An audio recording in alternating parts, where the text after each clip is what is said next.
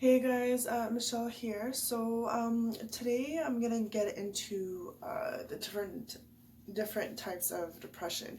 So the first one is called major depression or major depressive disorder or clinical depression.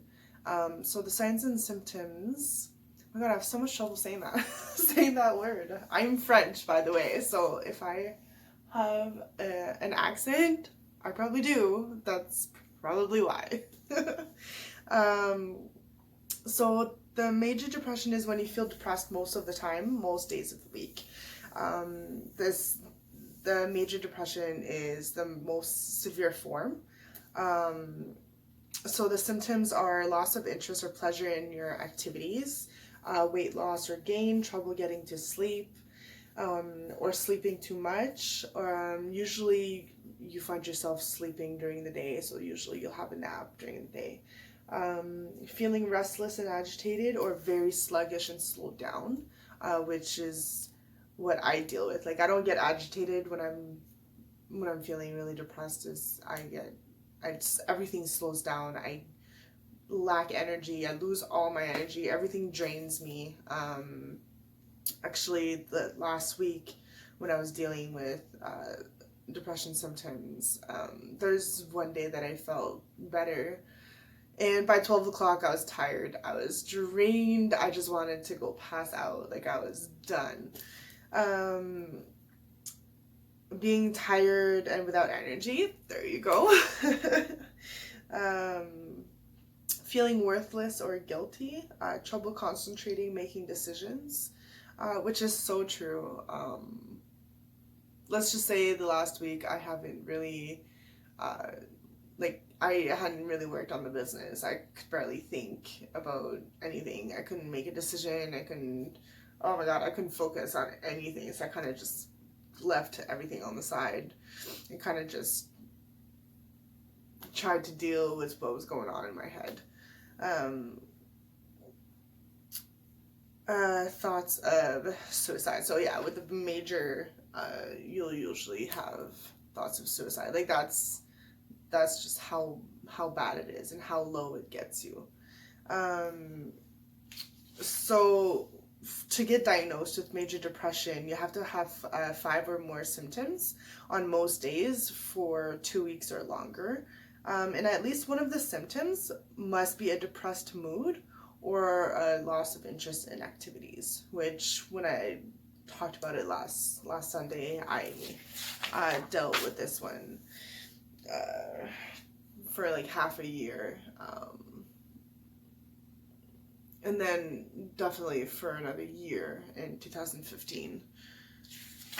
All right, so the other types, and I'm just gonna get into it quickly. The other types are persistent depressive disorder, which is a combination of low grade, persistent depression and chronic major. Um, so it just means chronic, so it's like all the time, it's persistent, like it doesn't go away. um, Seasonal affective disorder is major depression during the winter months, which I feel like I deal with it because I do get like into this lower mood in the winter.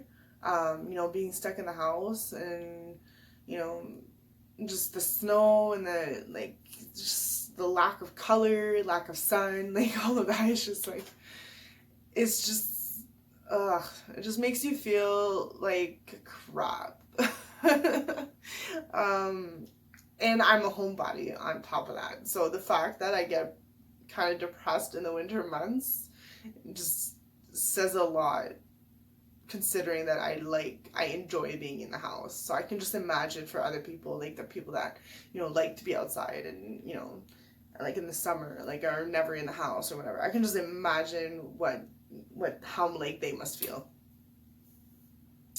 Um, Next one is a premenstrual dysphoric disorder. My God, I don't understand these words. The acronym is PMDD. So pretty much, you get feelings of depression starting from the first day of your time of the month. And then it lasts whatever, how long your period is.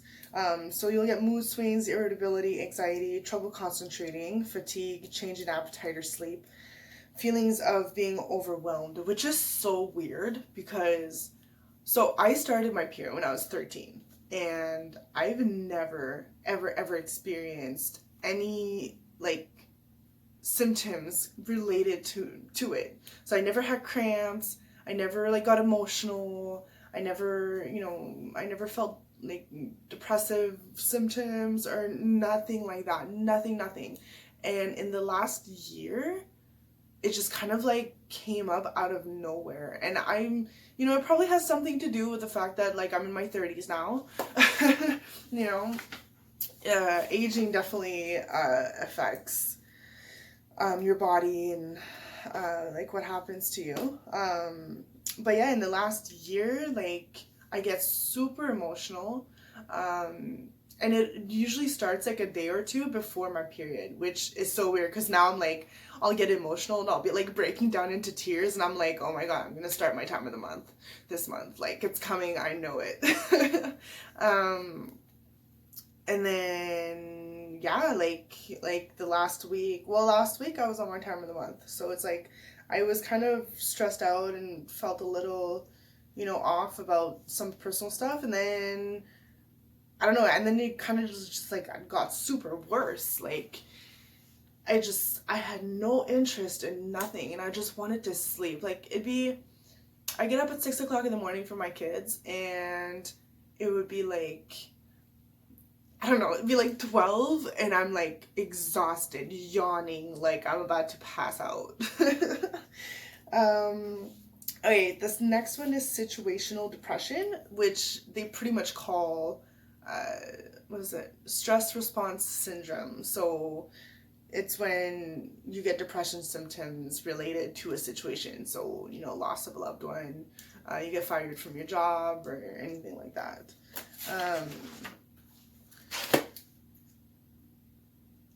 So yeah, and situational depression is not a technical term, but yeah, it's pretty much a response to a stressful situation. So yeah, so I just want to, explain that depression has a lot of words for it, and it has a bunch of different types and different definitions, but I don't know, I never really looked at it as, oh, I have situational depression, oh, I have this depression.